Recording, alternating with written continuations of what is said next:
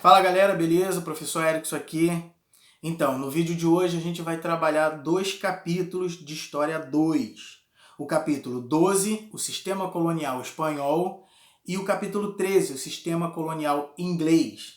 Beleza? Para a gente entender os dois processos de colonização, a gente tem que compreender que a expansão marítima europeia, ela trouxe um encontro entre os europeus com os povos ameríndios, que eram os povos que já viviam aqui na América. Esse encontro teve muito dos europeus se aproveitarem da questão da inferioridade dos povos conquistados, né, para o processo de conquista. Nesse processo de conquista teve o uso de armas de fogo, cavalos e o aproveitamento, né, de conflitos internos entre esses povos ameríndios, que fizeram com que os conflitos internos favorecessem aos europeus conquistá-los. Os principais conquistadores espanhóis na América foi Hernán Cortés, que ocupou a região do México, e Francisco Pizarro, que ocupou a região do Peru. Além da violência, né, os europeus foram responsáveis também por uma grande quantidade de morte desses povos ameríndios por causa das doenças, né, da transmissão de doenças que foram trazidas pelos europeus. Doenças como varíola, pneumonia, gripe e o tifo, né?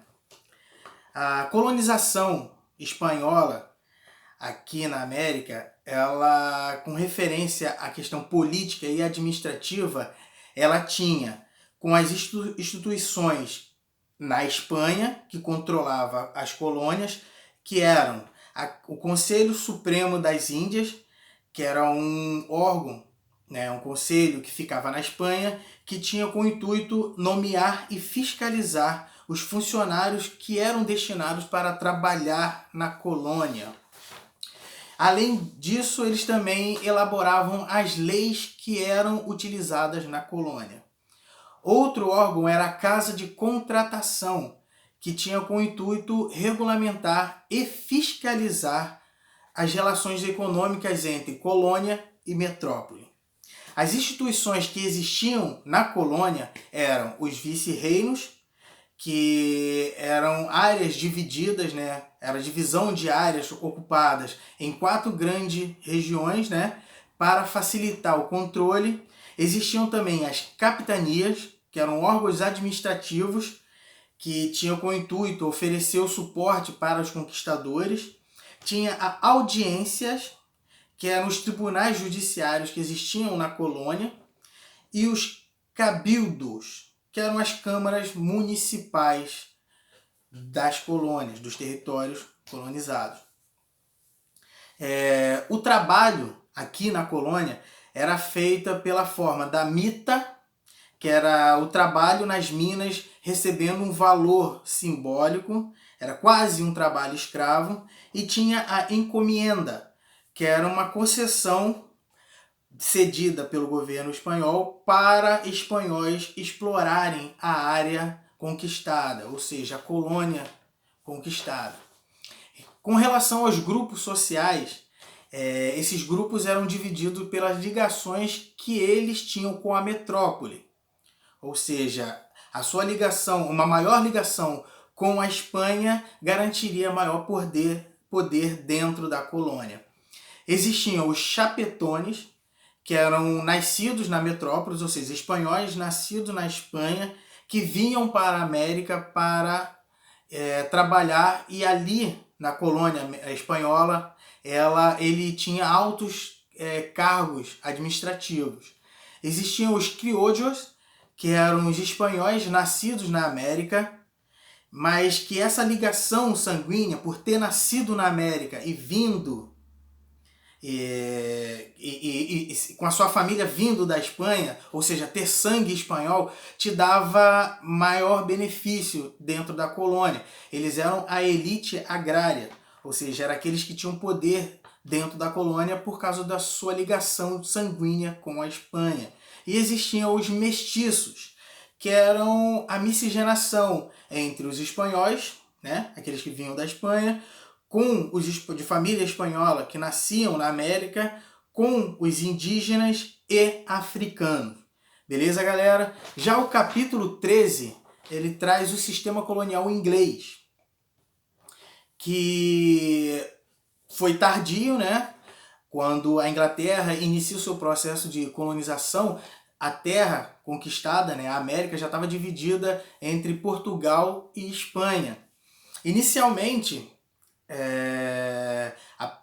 a colonização portuguesa, inglesa, ela começa com a rainha Elizabeth I, que ela começa a dar incentivos à construção naval, né, e estímulo à atividade corsária, ou seja, ela desenvolveu a produção de embarcações, né, como também incentivou a pirataria, a que essas embarcações roubassem as cargas vindas de Portugal, quer dizer, as cargas portuguesas saídas da América, também as cargas espanholas saídas da América. Toda essa ação corsária era uma forma de prejudicar as nações inimigas, principalmente a Espanha, que era inimiga da Inglaterra. Com o desenvolvimento da construção naval, fez com que a marinha inglesa crescesse. E esse crescimento da marinha inglesa começou a ameaçar o domínio espanhol no Atlântico.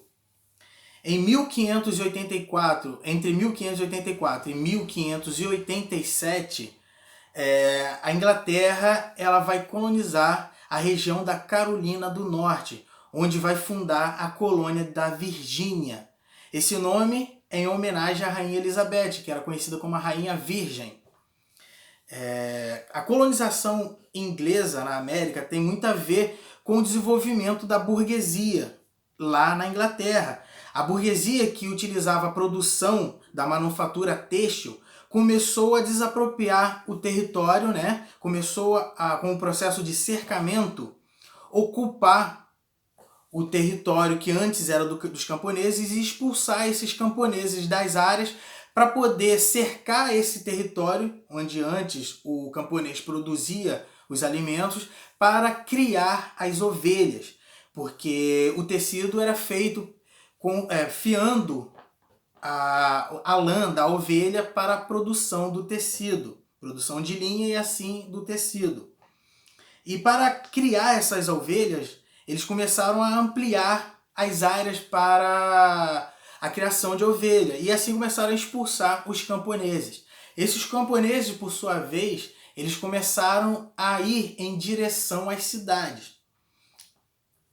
Já que eles foram expulsos da terra, com isso tem um êxodo rural, ou seja, os camponeses vão sair da área rural e vão em direção às cidades. Chegando na cidade, esse grande contingente populacional, essa grande quantidade de camponeses que saíram do campo e foram para as cidades, começaram a ameaçar as condições das cidades com o crescimento populacional. As condições de higiene começaram a ser afetadas, como também as dificuldades de garantir emprego, né, na região europeia, nas cidades, né, porque começou a crescer a população na cidade, com isso vem o desemprego, a questão da higiene, e isso fez com que o governo inglês arranjasse uma forma para diminuir essa população que estava na cidade. E essa forma foi a migração para as regiões colonizadas. E assim, os ingleses vão retirar toda aquela população que estava atrapalhando o bom funcionamento da cidade inglesa e mandando eles para a colônia na América. Entre essas pessoas que foram retiradas da Inglaterra e mandadas para a América foram os trabalhadores rurais, que perderam o campo para a criação de ovelhas, e os religiosos que estavam sofrendo perseguições por causa da sua religião. Chegando na América, eles vão fundar as 13 colônias, que posteriormente vai se tornar os Estados Unidos. Essas 13 colônias eram divididas entre Colônia do Norte e colônia do sul. A colônia do norte era de povoamento e a colônia do sul era de exploração. Existia uma área colonial central também, que a gente vai falar um pouquinho daqui a pouco. A colônia do sul era de clima quente e terra férteis, o que favoreceu o plantio, né, e a implementação do latifúndio, as grandes propriedades, utilizando o plantation, né, que era caracterizado pela mão de obra escrava, pela monocultura e com a produção para atender o mercado externo, para exportação. E já a colônia do norte era de subsistência, era de povoamento, onde tinha o clima temperado e terras pouco férteis, o que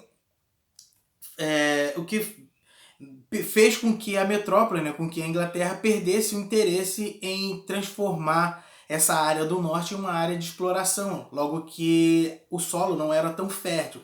E por isso, para escoar aquela população que existia na Inglaterra, eles utilizaram essa área como colônia de povoamento, para mandar aquela superpopulação que estava na Inglaterra para a América, e assim melhorar as condições das cidades inglesas. As colônias do norte, em relação à política, elas tiveram uma maior autonomia para criar as suas regras, as suas leis e a questão política dentro dessas colônias. A atividade manufatureira também se desenvolveu nessa região do norte, por causa da dificuldade de adquirir aqueles produtos que vinham da Europa. Os produtos que eram necessários nas colônias não estavam vindo da Europa para a América. E com isso eles começaram a produzir aquilo que não vinha da América. E assim surge um desenvolvimento da indústria na região do norte, né, das colônias do norte, e com uma pequena produção local. Inicialmente eram objetos feitos com o ferro, como armas, ferramentas, e posteriormente começou a desenvolver a indústria têxtil também. A região do norte tinha um comércio que era chamado comércio triangular, logo que eles tinham maior autonomia, mais autonomia do que a colônia do sul, que era de exploração da Inglaterra. Esse comércio triangular era mais ou menos assim: a colônia do norte pegava um melaço nas Antilhas, levava até a colônia do norte, transformava esse melaço em rum e pegava esse rum e usava como moeda de troca por escravos na África. Depois essa colônia do norte pegava esses escravos e vendia para as colônias do sul para o trabalho lá no plantation. As colônias centrais, elas tinham uma diversidade maior de colonos. Chegaram nessas regiões para formar as colônias, holandeses, suecos, alemães e franceses também. Toda a produção nas colônias centrais era para o consumo interno. Não tinha nem a exploração como as colônias do sul e nem o desenvolvimento econômico e industrial para o comércio, como o comércio triangular que tinha na colônia do norte. Era mais a produção para a subsistência daquele grupo que vivia ali naquelas colônias centrais. E também existia, por causa dessa diversidade de povos que existiam ali naquelas colônias centrais, uma tolerância maior à religiosidade. A colonização francesa na região da América, ela, da mesma forma da inglesa, ela vai acontecer um pouco mais tarde, né? Tem muito a ver com aquilo que a gente já estudou, né? Com a Guerra dos 100 Anos, né? Que vai dificultar essa saída para as navegações e o processo de colonização. A América, né, francesa, ela vai iniciar esse processo de colonização da América francesa, ela vai iniciar primeiramente quando os franceses ocupam o território que pertencia a Portugal, né, que é aqui no Rio de Janeiro, com o intuito de fundar a França Antártica. Também no Brasil, nas terras portuguesas, os franceses invadiram uma região no Maranhão, onde tentaram fundar a França Equinocial. Nas regiões pertencentes à Espanha, os franceses invadiram a região da Flórida. Só que tanto o Rio de Janeiro, Maranhão e a região da Flórida, essas invasões não deram certo e fracassaram, né? A ocupação da França efetiva só vai acontecer no século XVIII, quando os franceses vão ocupar as Guianas e as Antilhas. E lá eles vão fazer a exploração de produtos tropicais, né? A América do Norte também foi uma parte da América do Norte também foi ocupada pelos franceses na região onde hoje é o Canadá, em Quebec, e também numa região que pertence aos Estados Unidos hoje, ao qual eles fundaram a colônia da Louisiana, que recebeu esse nome em homenagem ao rei Luís, né? Sem auxílio da metrópole para manter as colônias, essas áreas passaram a ser controladas por por companhias de comércios. E essas companhias de comércio que ocupavam essas regiões francesas na América, elas tinham como intuito a exploração da pesca e do comércio de peles que eram levadas para serem comercializadas na França. É isso aí, valeu galera, continue com o estudo de vocês e até a próxima.